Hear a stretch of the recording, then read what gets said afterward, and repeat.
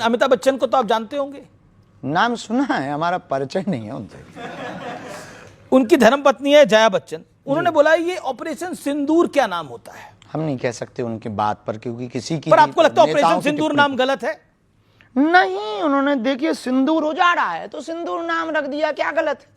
सठे साठ्यम समाचरित, शास्त्र कहता है जैसे को तैसा। ऑपरेशन महादेव, बहुत अच्छा। अब इस पर भी सवाल खड़े होते हैं कि ये इस तरह के नाम क्यों रखे जाते हैं? अब कुछ लोगों को तो पहले पढ़ाया जाता था गा से गणेश, तो कुछ लोग कहते थे इससे सांप्रदायिकता फैलती है, तो फिर गा से गधा पढ़ाया जाने लगा। और गा से गणेश बंद हुआ, गा से गधा पढ़ाया जाने लगा, तब से हो गया खेल, गधे ही पैदा हो रहे हैं। अब मैं आपको बताता हूं, बाला साहब ठाकरे की जो पार्टी है, उनकी पार्टी के एक संजय हैं और संजय राउत, वो कहते हैं कि ऑपरेशन महादेव, ऑपरेशन सिंदूर जैसे नामों के जरिए धार्मिक रंग दिया जाता है। नहीं, महादेव संहार के देवता हैं और शंकर जी सबके हैं। इस दुनिया में 3000 साल पहले जी कोई भी दूसरा धर्म नहीं था सनातन को छोड़कर। अब कोई अपने बाप को बाप नहीं बोल रहा तो ये उन लोगों की गलती है। कुछ सवाल ले लेते हैं। मैं उदय शहरी, भगत, सन्यासी या इनकलाबी, तीनों में श्रेष्ठ कौन है? भक्त यानी भक्त, भक्त ऐसी बात है ना, भक्त, सन्यासी और इनकलाबी। मतलब राष्ट्रप्रेमी, यही तीनों ही जो ठीक हैं। देखिए, भक्त और सन्यासी दो अलग नहीं है, एक ही हैं, जैसे चीनी और शुगर, ठीक है? दोनों है। भक्त के बिना सन्यासी नहीं हो सकता, भक्ति के बिना सन्यासी कैसे हो सकता, और भक्ति के बिना इनकलाबी भी नहीं हो सकता। राष्ट्र की भक्ति ना हो तो वो इनकलाब जिंदाबाद कैसे बोलेगा? दो लाइन में मैं वंदन करूंगा कि चुरा कर रंग जीवन के सत्य सनातन धर्म के मंच पे आए हैं। समय की दौड़ में हमने यहाँ कुछ पल बिताए हैं। मिलेगा साथ शास्त्री जी का हम सम्मान करते हैं। सुशोभित मंच से हम वंदन बारंबार करते हैं। जय श्री राम। राधे राधे गुरुजी। राधे राधे। मेरा आपसे ये प्रश्न है कि एक व्यक्ति के जीवन में सफलता का रहस्य क्या होता है, और एक व्यक्ति को सफल होने के लिए सिर्फ मेहनत या फिर किस्मत का भी साथ देना जरूरी होता है? सफलता पाने के लिए 3 सूत्र हैं, हमारे निजी अनुभव के सूत्र हैं। यदि वो आप पालोगे तो शायद आप सफलता पा पाओगे। सोचो, बोलो, करो।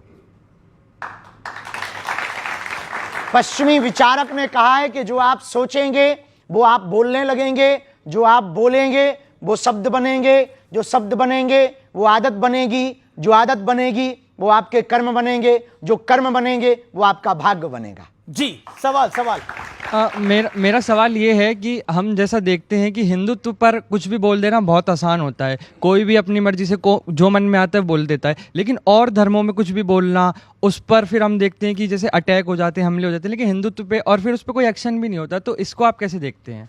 ये हिंदुओं की बुजदिली पना का परिणाम है कि वो रामचरितमानस जलाते रहे, तुम चुप रहे, वो गाय काटते रहे, तुम चुप रहे, वो राम मंदिर पर 500 साल तक तुम्हें कोर्ट में घिसवाते रहे, तुम चुप रहे, वो मंदिर तोड़कर मस्जिद बनाते रहे, तुम चुप रहे, वो तुम्हारे राम के होने का सबूत मंगाते रहे, तुम चुप रहे, वो गंगा को भी कुछ और कहते रहे, तुम चुप रहे, वो दुर्गा को भी कुछ और कहते रहे, तुम चुप रहे, वो राम सेतु को भी कुछ कहते रहे, तुम चुप रहे। राम सेतु का अर्थ ही है राम सेतु, फिर भी वो राम सेतु का मतलब पूछते हैं। इसका मंतव्य है हिंदू बहुत बड़ा बुजदिल है।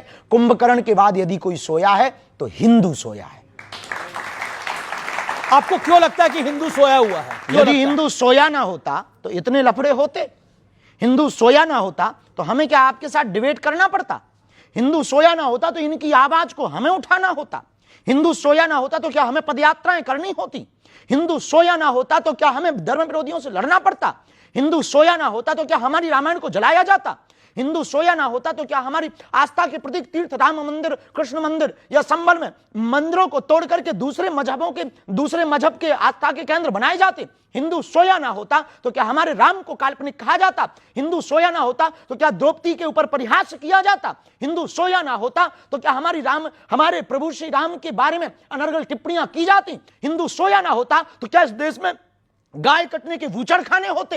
हिंदू सोया ना होता तो क्या यमुना गंदी होती? हिंदू सोया ना होता तो क्या गंगा गंदी ना होती? हिंदू सोया ना होता तो क्या हमारे तीर्थों पर ब्लास्ट होते? ये हिंदू सोया है। लेकिन ऐसा माना जा रहा है कि अब मोदी के शासन में आने के बाद बीते 11 साल में हिंदू में एक चेतना हुई है, राम का मंदिर भी बना। निश्चित रूप से राम मंदिर बनने के बाद और सनातनी परंपरा के लोग आने के बाद लोगों को बल मिला है, लेकिन एक अकेले प्रधानमंत्री नरेंद्र मोदी, एक अकेले बागेश्वर बाबा, एक अकेले शंकराचार्य, एक अकेले बाबा जगतगुरु रामभद्राचार्य, एक अकेले स्वामी बाबा प्रेमानंद या युवान, इन लोगों से देश का उद्धार केवल अकेले से नहीं होना है। प्रत्येक व्यक्ति को सनातन का फाइटर सिपाही बनना पड़ेगा। एक प्रश्न मेरा पूरी जनता की तरफ से, इस देश के युवा से बाबा बागेश्वर को क्या उम्मीदें हैं? संस्कार और संस्कृति और सनातन और भारत के संवर्धन की उम्मीद है। ये आपको उम्मीद है। चलिए कुछ और प्रश्न है, सवाल ले लेते हैं। हाथ खड़ा करें जो सवाल पूछना चाहते हैं। गुरुजी, आपके विचारों से हिंदू राष्ट्र में जाति आधारित भेदभाव को कैसे खत्म किया जा सकता है? जाति हो इससे कोई दिक्कत नहीं, पर जाति अभिमान नहीं होना चाहिए।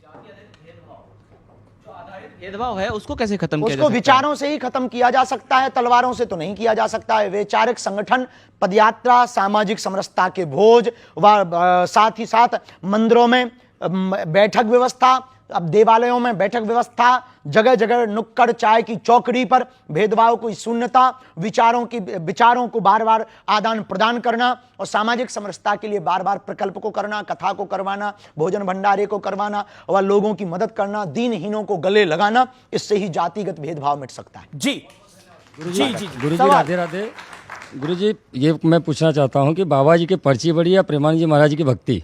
जी, बाबा जी की पर्ची बड़ी या प्रेमानंद जी महाराज जी की भक्ति बड़ी है? ये आप जो है भारत पाकिस्तान का नक्शा तुम बाबाओं को लड़वाने आए हो क्या? तूने ठेके ही ले रखा है महात्माओं को लड़वाने का कि कौन बढ़िया है? ये बता, तू बढ़िया है या तेरे पिताजी बढ़िया है? अब बता, हैं? तो बस दोनों सही है। उन्होंने बोला दोनों सही है। बेटा ज्यादा खुजली हो तो हवेली पे भी आ जाना। जी सवाल ले लेते हैं। बोलो भाई। सतकोटि प्रणाम बाबा। मेरा सवाल आपसे यह है कि आपने बोला कि विचार नए होने चाहिए लेकिन संस्कार पुराने होने चाहिए, लेकिन संस्कारों के नाम पे जो महिलाओं के साथ इतने सदियों से गलत होता आया है, उनको घर से नहीं निकलने दिया जाता है, उनको नौकरियां नहीं करने दी जाती हैं और सारे संस्कारों का बोझ सिर्फ महिलाओं पे दे दिया जाता है। सनातन के लोगों ने नहीं किया, इस देश की देश की बुद्धिहीन लोगों ने किया है।